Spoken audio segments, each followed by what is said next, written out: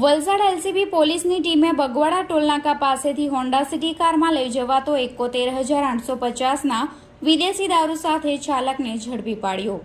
Valsad LCB પોલીસની team જિલ્લા હદ વિસ્તારમાં પ્રોહિબિશન અંગેના ગુનાઓ શોધી કાઢવા માટે ખાનગી વાહનમાં પેટ્રોલિંગમાં ફરતા બગવાડા ટોલનાકા નજીક પહોંચતા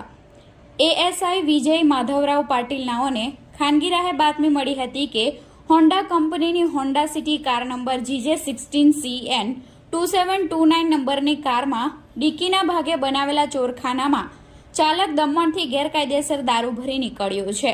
જે નેશનલ હાઈવે નંબર 48 થઈ સુરત તરફ જવાનો છે। જે બાતમીના આધારે વલસાડ એલસીબી પોલીસની ટીમે પારડીના બગવાડા ટોલનાકાની ઓફિસ પાસેથી કારને ઝડપી પાડી હતી અને કારમાં બનાવેલા ચોરખાનામાં તપાસ કરતા દારૂનો જથ્થો મળી આવ્યો હતો। કારની કિંમત 5,234 નંગ વિદેશી દારૂ જેની કિંમત 71,850 તેમજ એક મોબાઈલ ફોન જેની કિંમત 5,000 મળી કુલ 5,76,850 રૂપિયાનો મુદ્દામાલ કબજે લઈ આરોપી અફઝલ કમર પઠાણની ધરપકડ કરી 2 ઇસમોને વોન્ટેડ જાહેર કરી વધુ તપાસ પારડી પોલીસને સોંપવામાં આવી છે।